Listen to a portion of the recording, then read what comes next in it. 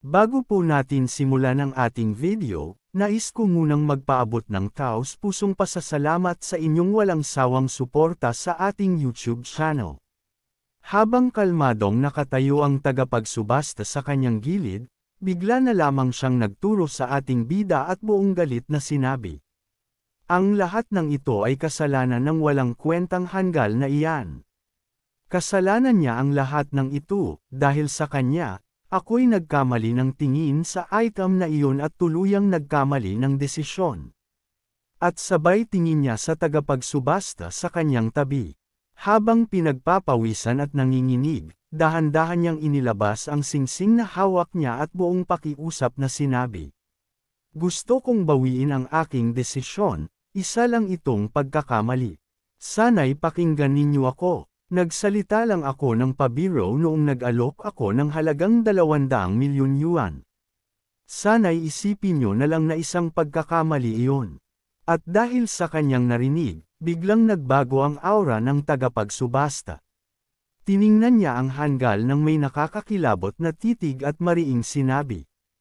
Ayon sa patakaran, ikaw ang pansamantalang kinatawan ng grupo ng Tata sa auction na ito. Matapos maisumite ang alok, ipapaalam namin ito sa iyong hunter group sa loob ng 24 na oras, at sisingilan kayo ng buong bayarin at anumang balanse. Kung hindi ninyo ito mababayaran ng buo, ikaw at ang iyong hunter group ay mahaharap sa mabigat na parusa mula sa World Magic Association. Ang inyong dagdag rank hunter group ay madi-disqualify, at tuluyang mabubuwag. Ikaw mismo ay kakasuhan ng pagsabotahe sa auction, mapaparusahan, isusyugaw sa kampo, at gagawing sapilitang manggagawa. At dagdag pa ng tagapagsubasta, habang nakaturo ang kanyang hintuturo sa hanggal. Dahil napakataas ng alok mo, magpapadala kami ng escort para sa iyo, mga mataas na ranggong miyembro mula sa aming federasyon, upang masigurong mababayaran mo ang iyong bid. Agad na lumapit ang mga tauhan at mahigpit na hinawakan ang kanyang dalawang braso, kinakaladkad siya papunta sa kanilang hunter group upang iulat ang mga nangyari sa auction house. Ngunit pilit siyang nagmamakaawa, halos lumuha sa desperasyon. Sandali lang, pakiusap, bigyan niyo ako kahit ilang minuto, sana naman. Habang mahigpit na hawak ng mga miyembro ng auctioneer ang kanyang mga braso at kinakaladkad palabas ng silid, nagpupumiglas pa rin siya sa huling sandali. At bago pa man siya tuluyang makalabas sa pintuan, bigla siyang sumigaw, halos magwala sa desperasyon. Teka muna, lahat ito ay kasalanan ng bastardong yun na nasa VIP floor. Ngunit sa kabila ng lahat ng sigawan, tensyon, at gulo, nakatayo lamang ang ating bida sa itaas, tahimik, kalmado, at walang bahid ng emosyon sa kanyang mukha. Tahimik siyang nakikinig, tila bang wala siyang kinalaman sa kaguluhan sa ibaba. Tahimik pa ring nakatayo ang ating bida sa VIP floor, tila walang anuman sa gulo sa ibaba. Sa gitna ng katahimikan, napabulong ang isa sa mga panauhin, halos hindi makapaniwala. Ang taong yan, nakakatakot. Nagawa niyang buwagin ang isang dagdag rank hunter group, isang antas na halos hindi matitinag.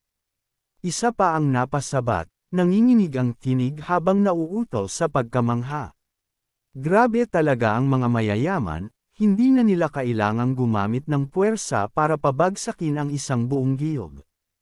Isang salita lang, isang alok lang, at tuluyang gumuho ang buong grupo. Sa mga mata ng madla, ang katahimikan ng ating bida ay mas nakakatindig balahibo kaysa sa kahit anong banta. Habang nananatiling mabigat ang atmosfera sa loob ng auction house, tila lahat ay natigilan sa mga nasaksihan, muling tumayo ng tuwid ang tagapagsubasta. Dahan-daang itinaas niya ang kanyang kamay, isang senadoryas ng pagpapatuloy, at sa malamig ngunit propesyonal na tinig ay sinabi. Sige, ituloy na natin ang susunod na auction item.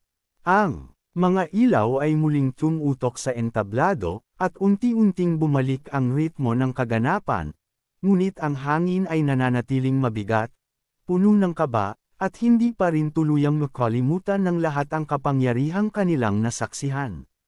Muling bumalik ang spotlight sa entablado habang dahan-daw ang inilalabas ng tagapagsubasta ang susunod na item.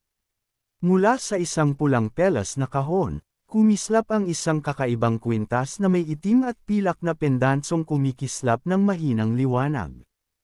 Itinaas ito ng tagapagsubasta para makita ng lahat, at sa kanyang malalim at malinaw na tinig ay sinabi, "Narito na, ang mabangis na transformation necklace.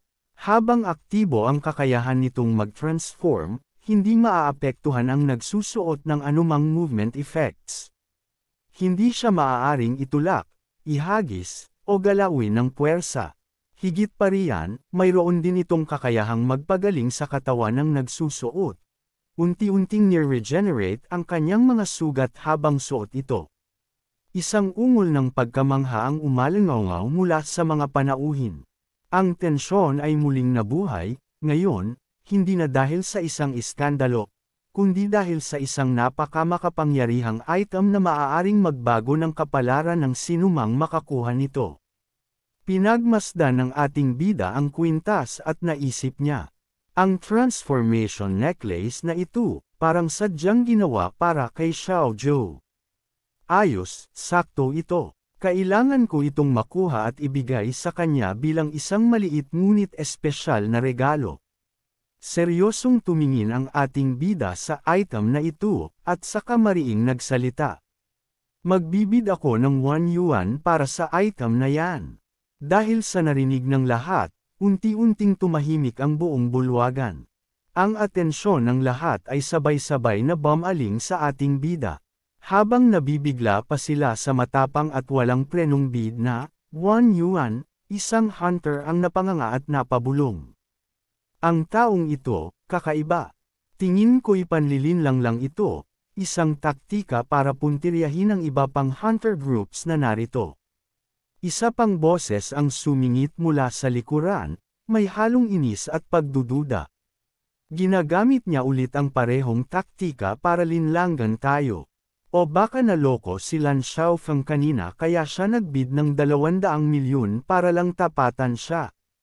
Ngayon, dahil alam na natin ang estilo niyang laging mataas magsimula, baka naman sinusubukan niya ngayon ang kabaligtaran, isang maliit na bid para may mapuwersa ulit na makipagsabayan sa presyo. Ang katahimikan ay tila lalong bumigat. Lahat ay nag-aabang kung sino ang unang kikilos, o magpapadala sa patibong. Bulong pa ng isa, kung sino mang susubok na labanan siya, hanggal lang talaga. Dahil sa mga naririnig, muling nilakasan ng ating bida ang kanyang tinig. Sino pa ang gustong lumaban? Sigaw niya, ngunit kahit malakas na ang kanyang boses, may mga mahihinang bulong pa ring maririnig sa paligid. Ang Platinum VIP na yon, siguradong bayarang tao lang ng auction house. Hindi talaga sila magdadagdag ng bid. Habang nanginginig at pinagpapawisan ang auctioneer, nauuto nitong sinabi, "Kay kayo dyan, wala bang isa man lang nalalaban sa halagang yon?" Nakatingin lang ang mga tao sa auctioneer, habang iniisip nila. Kahit anong anggulo mo tingnan, malinaw na panlilinlang lang to. Halatang scam, ginagawa lang to para patulan natin at tumaas ang presyo ng item. Napangisi ang ating bida. Alam na nilang may malaking halaga akong dala, naisip niya. Kaya hindi na sila nang ahas na lumaban. At may pahabol pa siyang napag-isip. Minsan, nakakatulong din pala ang paninindek, nagiging advantage. Dahil wala nang lumaban pa sa ating bida, inihayag na ng announcer, habang nanginginig at pawis na pawis, ang nanalo sa item. Itinuro nito ang ating bida na tahimik. Lang na nakaupo sa itaas, kalmadong nakikinig. Mula sa ibaba, maririnig ang mga taong nag-uusap-usap, halatang naguguluhan. Yung misteryosong tao na yun, nagbid lang siya ng 1 yuan para sa kwintas na yun at walang lumaban. 1 yuan lang para sa ultra-rare na kwintas. Panlilin lang yan. Kalokohan. Bakit hindi natin sinubukan lumaban? Samantala, kalmado lang ang ating bida habang nakatingin sa kanila, tila walang pakialam sa ingay. Tumingin siya sa kanyang cellphone at napangiti. Ngayong araw na to, kumita rin tayo ng malaki. Makikita nating naibenta niya ang mga item na dinala niya sa auction house. Nakatanggap siya ng 180 milyong yuan para sa araw na ito. Napangiti ang ating bida sa kanyang kinita at bulong niya sa sarili. Panahon na para bumili naman ng magaganda, para sa sarili ko. Lumipat ang eksena sa labas ng isang lungsod kung saan makikita ang nagtataasan at naglalakihang mga gusali. Habang may nag-uusap, narinig ang isa sa kanila na nagsabi, tungkol dyan ang pinag-uusapan ninyo, hindi ba? Oo. Ang lugar na ito ay tinatawag na King's Tower, ito ang pinaka-prestihiyosong gusali sa buong lungsod. Bukod sa lokasyon nitong nasa pinakasentro ng Chengfeng City, isa itong luxury building na tanging mayayaman lang ang may kakayahang tumira rito. Mahigit 1,000 square meters ang sukat ng bawat unit, at may rooftop itong may tanaw sa buong lungsod. At pangiti pa niyang idinugtong. Ito ang pinakamarangya at pinakakomportableng tirahan sa buong Chengfeng City, walang duda. Ang presyo, 100 milyong yuan. At itinuloy pa niya, sabay tingin sa ating bida. Pero imbes na tumingin sa isang bagay na tila imposibleng makuha, iminumungkahi ko ang isang apartment na 80 square meters sa kabilang gusali. Kung uutang ka, aabuti ng halos 30 taon ang hulugan noon. Pero pagkatapos nyon, iyon na ito ng buong buo. Habang tinitingnan ang labas ng apartment, seryoso ang sagot ng ating bida. Hindi na kailangan, kukunin ko na ito. Nagulat ang kausap at tila walang tiwala. Tumitig ito at sinabing, pasensya na po, pero base sa inyong credit record, hindi kayo makakautang ng 100 milyong yuan mula sa inyong bangko. Sabay bulong sa sarili. Ano ba naman to, may customer ka na nga, nagfe-feeling mayaman pa. Hinawakan ng ating bida ang kanyang baba at kalmadong nagsalita. Huwag kang mag-alala, kukunin ko na ito. Magkano nga ulit? 100 milyon yuan, di ba? Sige, kukunin ko na. Napanganga ang kausap sa narinig mula kay Ye Qing. Hindi makapaniwala. Pero tumitig si Ye Qing ng malamig at seryoso sa nag-aalok sa kanya at nagsabi. May isang kondisyon, bago maghating gabi bukas. Kailangang kompleto na ang lahat ng gamit na kailangan ko para makalipat agad. Makaraan ang ilang araw, makikita natin ang ating bida, tinutulak ang kanyang kapatid sa wheelchair. Bossing, ano ba to?